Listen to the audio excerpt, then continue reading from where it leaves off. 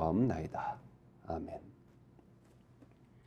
우리는 지난주 크리스찬과 불신자를 대조해서 생각해 봤습니다. 불신자들은 바람에 나는 겨와 같습니다. 지금 바람에 날려서 날아가는 겨와 같은 존재처럼 허망하고 허무한데 그것을 알지 못하고 불행 가운데 사는 사람들이 바로 불신자들입니다. 사실 우리도 다 그처럼 소망 없는 사람들이었습니다. 그런데 이제 우리도 만물의 찌꺼기와 같고 바람에 날리는 겨와 같은 존재들이었는데 생명이신 주님께서 우리에게 생명을 주셨습니다. 시편 기자는 그러한 크리스찬의 모습을 시냇가에 심은 나무로 묘사하고 있습니다. 이스라엘은 가뭄이 많은 나라입니다. 물이 없는 나라이기 때문에 시냇가에 심겨졌다는 것은 참으로 놀라운 축복이 아닐 수 없습니다. 그런데 시냇가에 심은 나무라는 말 속에 많은 비밀이 숨어 있습니다. 첫째, 이 나무는 심어진 나무입니다. 우연히 어디서 씨가 날라와서 자란 나무가 아닙니다. 누군가 어떤 목적을 가지고 시냇가에 나무를 심었습니다. 그 누구가 누구일까요? 하나님입니다. 그리스도인은 저절로 되지 않습니다. 저는 모태신앙입니다. 모태신앙 아시죠? 어머니 뱃속에서부터 신앙이란 뜻입니다. 그러나 그건 거짓말입니다. 태어날 때부터 믿습니다.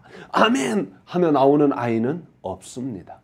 그냥 크리스찬 가정에서 태어나 자랐다는 것뿐이지 실상은 죄인입니다. 성경은 말합니다. 의인은 없나니 하나도 없다.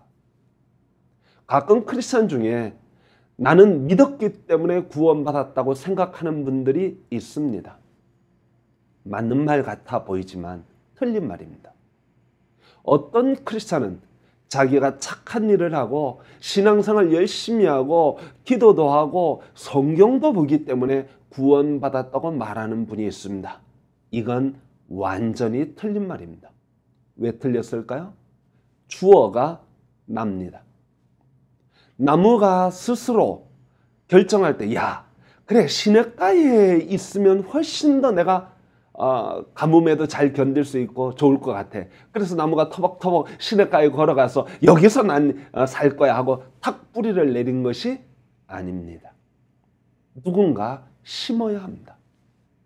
사도 바울은 에베소서 2장 10절에서 이렇게 말합니다. 우리는 그의 만드신 바라 그리스도 예수 안에서 선한 일을 위하여 지으심을 받은 자니. 여기 모두 수동태입니다. 우리는 만들어진 존재고 지음받은 존재입니다. 이거는 처음 창조 때 이야기를 하는 것이 아닙니다. 이것은 거듭남의 재창조, 새 창조라고 할 수 있죠. 그리스도 예수 안에서 선한 일을 위하여 지으심을 받은 것입니다. 사도 요한은 말했습니다. 영접하는 자, 곧 그 이름을 믿는 자들에게는 하나님의 자녀가 되는 권세를 주셨으니 이는 혈통으로나 육정으로나 사람의 뜻으로 나지 아니하고 하나님께로서 난 자들이니라. 아니 목사님, 여기 영접하는 자, 그 이름을 믿는 자들 모두 능동태 아닙니까? 내가 영접하고 내가 믿어야 되는 것 아닙니까? 그렇게 말씀하시는 분 계실지 모르겠습니다. 그러나 사도 요한은 그런 분들이 있을 줄 알고 이어서 뭐라고 말합니까? 이 사람들은 사람의 혈통으로나 육정으로 난 것이 아니고 하나님께로서 난 자들이다. 하나님이 태어나게 하셨다는 뜻입니다. 그리스도인이 되는 것은 바울이 고백한 바대로 나의 나된 것은 내가 잘나서 된 것이 아니고 내가 믿었기 때문이 아니고 내가 훌륭해서도 아니고 신앙생활 잘해서가 아니라 나의 나된 것은 하나님의 은혜로 된 것이라 그렇게 고백할 수밖에 없습니다. 두 번째 비밀은 시냇가에 심어졌다는 것입니다. 이스라엘은 앞에서도 말했지만 가뭄과 기근이 심한 나라입니다. 땅이 건조하여 물이 귀한 나라입니다. 그런데 시냇가에 심어졌다는 것은 생명의 근원인 물이 끊임없이 공급된다는 뜻입니다. 시편 기자는 비유로 설명했지만 저는 아주 직접 설명하겠습니다. 그리스도인은 예수 그리스도 안에 심어진 사람입니다. 복된 사람이죠. 여러분은 삶의 영양분을 어디서 찾고 계십니까? 여러분은 어디에 뿌리를 내리고 계십니까? 혹시 뉴스에서 찾고 있지 않습니까? 거기 생명이 될 만한 이야기가 있나요? 맨날 정치가들이 파당을 나누어서 서로 싸우는 이야기만 가득하고 세상에 온갖 안 좋은 이야기로 가득하지 않나요? 전 뉴스만 보면 머리가 아프던데 거기서 생명을 얻을 수 있을까요? 어떤 분은 책이나 훌륭한 사람을 만나서 얻을 수 있다고 생각합니다. 물론 조금은 제가 인정합니다. 좋은 책, 훌륭한 선생님, 훌륭한 사람 만나는 거 아주 좋은 일입니다. 그러나 진정한 생명은 예수 그리스도 안에 있습니다. 시편 저자는 말합니다. 오직 여호와의 율법을 즐거워하여 그의 율법을 주야로 묵상하는도다. 성도 여러분, 우리가 살아가면서 때로 기근이 오고 가뭄이 오고 시험이 오고 환난이 올 수 있습니다. 자연재해가 올 수 있어요. 팬데믹 같은 것이 올 수 있습니다. 그러나 시냇가에 심은 나무는 그러한 때가 되면 될수록 뿌리를 더 깊이 시냇가에 내립니다. 왜냐하면 거기 생명의 근원이 있기 때문입니다. 시편 저자는 말합니다. 그런 때일수록 말씀을 주야로 밤낮 묵상한다고 했습니다. 더욱 하나님께 매달립니다. 저는 우리 모두가 하나님의 말씀을 사모하고 사랑하고 묵상할 수 있게 되기를 소망합니다. 세 번째 비밀은 시냇가에 심은 나무는 철을 따라 열매를 맺습니다. 나무의 기능은 열매를 맺는 것입니다. 이건 나무를 심은 분이 할 수 있는 일이 아닙니다. 이건 전적으로 나무가 해야 할 일입니다. 누가복음 13장에 보면 포도원에 심은 무화과 나무가 열매를 맺지 못하자 주인이 와서 포도원 지기에게 찍어버려라 말합니다. 그러자 종이 말합니다.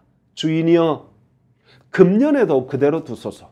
내가 두루 파고 거름을 줄이니 이후에 만일 열매가 열면 좋거니와 그렇지 않으면 찍어버리소서.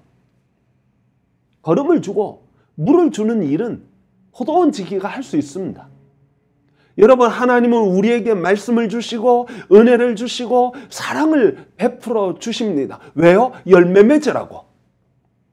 어떤 그리스도인은 하나님에게 은혜 받으면 다 되는 줄 생각하는 분들이 있어요. 여러분, 받았으면 열매를 맺어야 합니다. 그건 우리가 해야 할 일입니다. 사랑받았으면 사랑을 나누어 줘야 합니다. 은혜를 받았으면 은혜를 베풀어야 합니다. 말씀을 받았으면 말씀을 그대로 실천해야 합니다. 자신이 시냇가에 심겨진 나무라는 사실을 인식하고 주인의 기대에 부응하도록 열매를 맺어야 합니다. 그리스도 안에 심어진 나무는 이걸 늘 생각해야 합니다. 난 그리스도인이다. 난 그리스도 안에서 사는 그리스도인이므로 그리스도인다운 행실을 하여 열매를 맺자. 예수 믿으면 저절로 모든 것이 된다고요? 아닙니다.